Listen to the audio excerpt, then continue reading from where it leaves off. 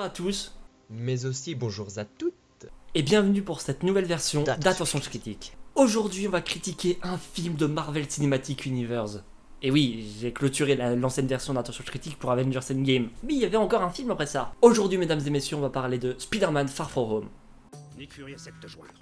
L'araignée sympa du quartier décide de rejoindre ses amis Ned et MJ et le reste de la bande pour des vacances en Europe. Cependant, le projet de Peter de laisser son costume de super-héros derrière lui pendant quelques semaines est rapidement compromis. Il va accepter à contre-cœur d'aider Nick Fury à découvrir le mystère de plusieurs attaques de créatures qui ravagent le continent. Bon, alors, donc ce Spider-Man qui fait office de suite à Avengers Endgame, donc les événements se passent du coup après, logique d'ailleurs du coup, logique. Ça plaira pas à tout le monde, mais oui. Film donc réalisé par John Watts, je sais pas si ça se prononce comme ça. Donc film du coup qui clôture la phase 3 de Marvel, donc la phase de l'infini, comme les fans l'appellent je crois, je ne sais plus trop. Bref, passons tout de suite aux points positifs du film. Voilà, j'ai envie de commencer par les points positifs. Premier point positif, les acteurs. Oui, on ne dirait pas, mais les acteurs sont très convaincants dans ce film. C'est même un gros plus, j'ai envie de dire. Surtout avec ce qui se passe plus tard dans le film. Alors, les acteurs, qui sont les mêmes que dans Homecoming, sont très convaincants. Surtout avec l'apparition de Mysterio, et son acteur l'interprète très bien. Là, il va y avoir un petit spoiler. Au début du film, on croit en son jeu, on se demande vraiment s'il est vraiment gentil, et du coup on vient une partie du film, du coup on comprend qu'il ne l'est pas. Mais j'ai trouvé l'acteur assez convaincant dans ce rôle, et le fait de passer de gentil à méchant, j'ai trouvé que ça lui correspondait assez bien malgré tout. Donc sur le côté des acteurs, j'ai rien de plus à dire, si ce n'est que ça fait plaisir de les avoir trouvés, surtout qu'ils sont très convaincants. Bon, je dirais pas leur donner un Oscar à tous, peut-être même une grande partie n'en aurait pas, mais sinon les acteurs se débrouillaient très bien et ça fait quand même plaisir en soi. Deuxième point positif, l'histoire. J'ai trouvé l'histoire du film très sympa. C'est une histoire simpliste, hein, le coup de Peter et tout, qui vont en vacances et tout, pour relaxer entre guillemets, surtout avec ce qui s'est passé, le fameux snap et tout. J'ai trouvé l'histoire assez sympa, et le fait qu'il y a les élémentaux qui arrivent et que Nick Fury demande l'aide à Peter et qui a l'aide de Mysterio. Je sais pas, c'est une histoire que j'ai trouvé assez sympa, et surtout que ça nous a fait l'occasion de découvrir Mysterio du coup que je ne connaissais pas puisque je suis pas renseigné sur les comics de Spider-Man justement. Mais je sais pas, et encore une fois, moi j'ai beaucoup aimé l'histoire et le développement de Mysterio. Le fait que tu crois vraiment en son jeu au début, parce que Mysterio ça peut être aussi quelqu'un de bien, peut-être que a été une adaptation, en fait pas du tout, c'est un connard. Je sais pas, j'ai trouvé le truc assez sympa et je le voyais pas venir. C'est juste au moment du coup dans le bar où il fait comme ça, où il fait comme ça avec la main et où Peter s'en va.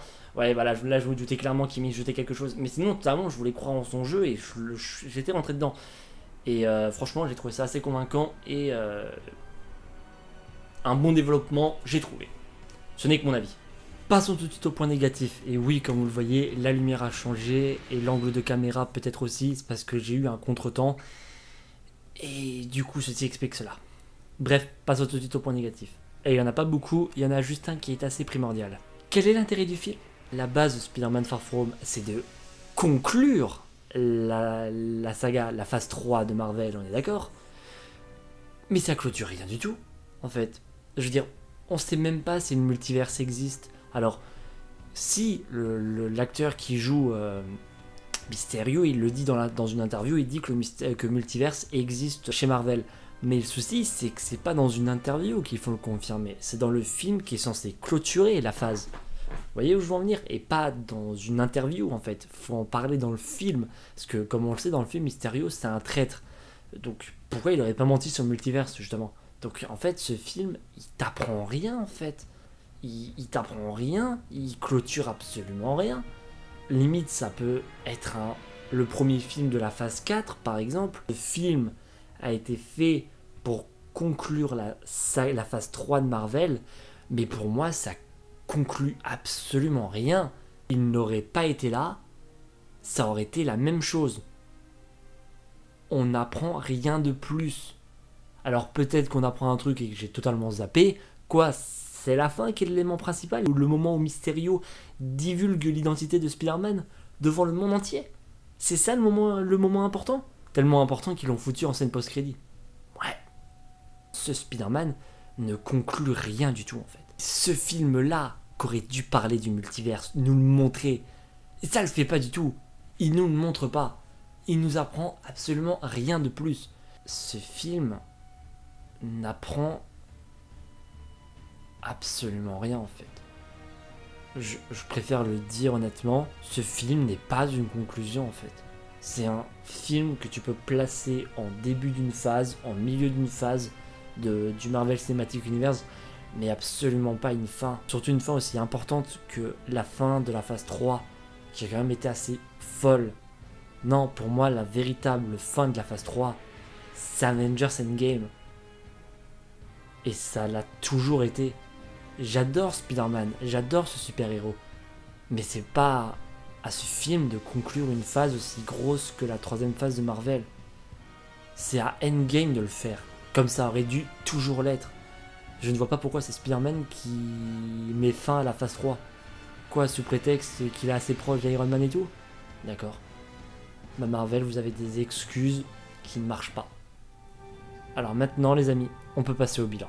En conclusion, malgré un bon moment passé devant le film, Spider-Man Far From Home n'est pas une conclusion. Il n'aurait pas été là, ça aurait été limite la même chose.